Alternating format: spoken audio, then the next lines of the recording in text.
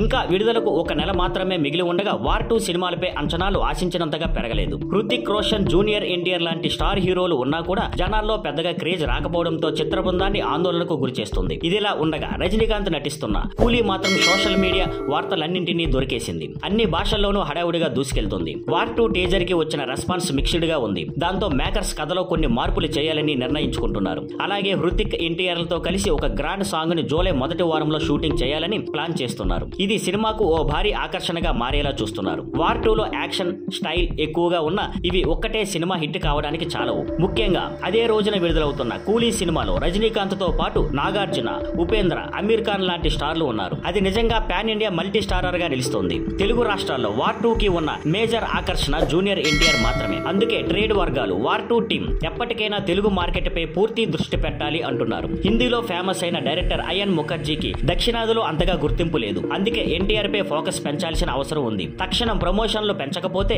ముఖ్యంగా తెలుగు ఆడియన్స్ కి టార్గెట్ చేస్తూ ప్రాచుర్యం కలిగించకపోతే వార్ 2 పోటీకి వెనుకబడే ప్రమాదం ఉంది. వార్ 2 ఇంకా వేడి పుంజుకుంటుండగా కూలీ మాత్రం ఫుల్ ఫోర్స్ లో దూసుకుపోతుంది. ఈ రెండింటి మధ్య అసలు పోరు సినిమా విడుదలకు ముందే మొదలైపోయినట్టే. Thank you for watching. Please like, share and subscribe.